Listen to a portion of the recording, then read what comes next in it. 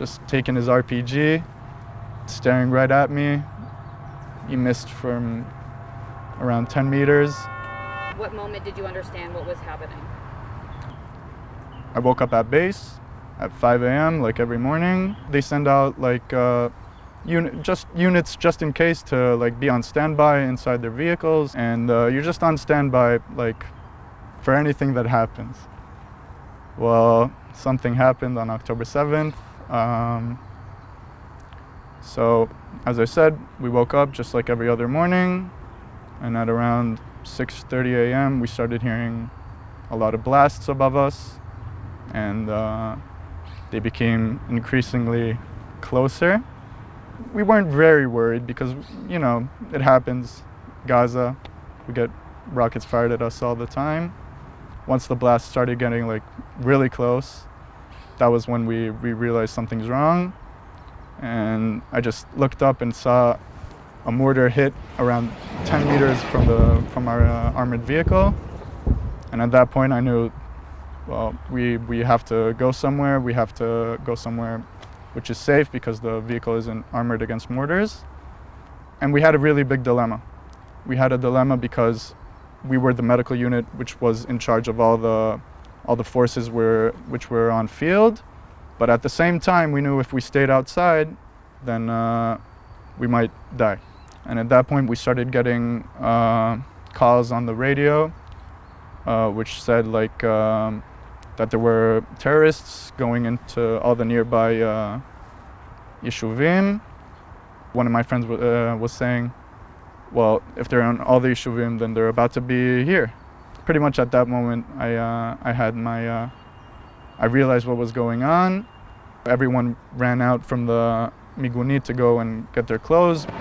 Mortars are dropping all the time. There's a red alert, missiles, everything. I knew what I had to do. I knew that feeling anything wasn't going to help. And I told myself that I'm going to leave the feelings for later. I'll deal with it later.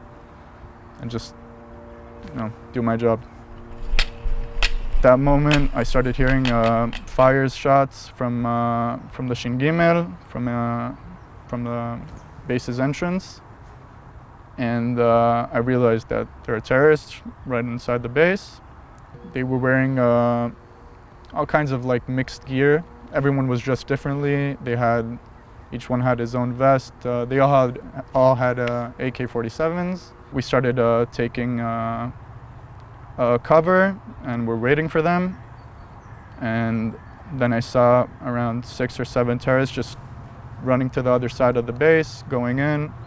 We started returning fire. We had grenades dropped on us. I remember very vividly one of the Nukhba soldiers just taking his RPG, staring right at me. He missed from around 10 meters. And pretty much from the first shot that I fired, I couldn't hear anything. And pretty much I started hearing beeps and sounds, and I couldn't listen to anything. We were worried that they were gonna flank us. So we went deeper into the base and started taking covers from there. We saw a few terrorists which were trying to go around us. We killed them. We were getting calls which were injured soldiers, and they were located in a specific migunit in the other side of the base. It was a very tough gunfight because we had to go through a major part of the base to get to them. After another half an hour of battling it out, we finally managed to get there. And then I see on the floor around 10 of my good friends, each one with a different type of injury. And we started taking care specifically of what their injuries were. I was appointed to a friend called Shoam. Shoam had he lost a major part of his jaw, and he couldn't breathe very well. So I was appointed to pretty much sustain his breathing and to clear out the blood that was pouring into his neck. So I was with him about 6 hours until the first helicopter arrived, which we didn't understand what was happening because, you know, 6 hours for a helicopter is something that never happens. I started realizing that what was happening wasn't like a specific point in our base. It was happening all around, and everyone survived except for Shoam, which was he was in the hospital for 20 days. Then he didn't survive his injuries. They donated his organs, and he saved 5 people. Yeah, that was October 7th for me.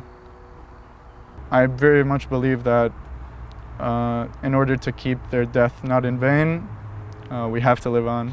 We have to enjoy life and respect their legacy and their memory.